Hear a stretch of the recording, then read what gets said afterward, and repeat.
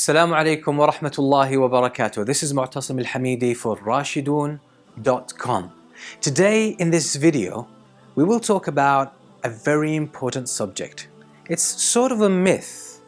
We can actually describe it as a myth. It's just because it's so popular. Self-help literature has popularized this practice of pep talk, positive reaffirmations. Like if you are about to have an interview or a business meeting or do some kind of thing, okay, or you have even a match or a fight, okay, all you have to do is actually boost your self-confidence through positive self-talk. So for example, you might say, I'm more confident, I'm more confident, I'm more confident. Maybe you have a public speaking, some kind of event that where you're about to deliver a public speech. So they say actually before you get on stage, say, I speak confidently, I speak confidently, I speak confidently, I speak confidently. Repeat this kind of pep talk or positive talk.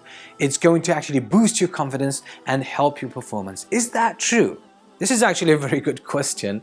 Some researchers from the University of Waterloo and University of Brunswick in Canada decided to study whether this was actually true or not. So they conducted an experiment and the results they found were astonishing. They found that people with positive self-esteem, people with high self-esteem, high self-confidence, yeah, they generally don't need pep talk. They don't need these kind of reaffirmations because they are positive already. They already have high self-esteem, so they don't need to boost it anyway. But when they actually do this kind of practice, the self-esteem goes even higher by a fraction. It just goes a bit higher. The surprise was for people with low self-esteem. They are the ones who need this kind of confidence most. They are the ones who actually resort to this kind of technique, pep talk and positive reaffirmations just before an event or before public speaking or before an interview. Okay, they are the ones who need this kind of boost in their self-confidence because the self-confidence is generally low. The research actually showed that when people with low self-confidence and low self-esteem use pep talk just like this, I'm confident, or I'm attractive, or I'm confident, or I speak well, or I am succeeding, or I am a success, or something like this. When they do this, actually what happens is quite the opposite. The self-esteem goes even lower and they feel even bad about themselves. The way to rationalize it, the researchers actually found out that because these people with low self-esteem, they know deep inside, it's a belief about the self, of having low self-esteem is actually a result of a belief. It's a negative belief about oneself. So these people believe negatively or poorly about themselves and about their confidence and about their competence and about their ability. So that's why they have low self-confidence. These people, when they say something to the contrary, they say something they don't believe in, they feel bad about themselves because humans have a need to be congruent. So when they say something, they need, it must be true, at least to them. They must believe it's true for them to affirm it. So when they affirm something they don't believe in, it makes them actually feel worse, and their low self-esteem goes actually even lower and lower. It just takes a dive, and they suffer from even lower self-esteem.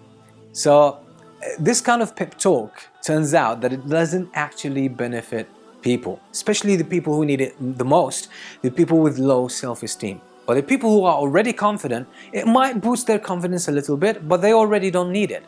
So if you depend on this kind of pep talk, my advice for you would be to reconsider that. Maybe there's something else you can do about it. Some other research was done and actually proved to be practical. Instead of giving yourself pep talk, actually you can remember certain incidents in your life where you actually did well. Something that is close. Maybe you have a public speaking experience.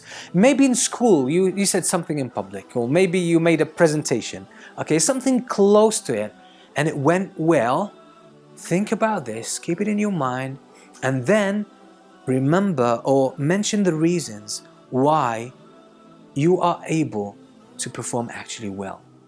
This kind of logical reasoning was proven to improve your self-confidence and self-esteem. So I would say avoid pep talk, okay, because it's inauthentic, it's not true, okay?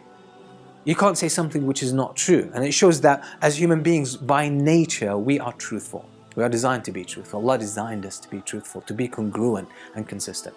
So avoid it, but work more on yourself. And more strategically, and that's the final advice I would give you, is actually increase your competence in a certain area where you are going to function, like public speaking, maybe business interviews.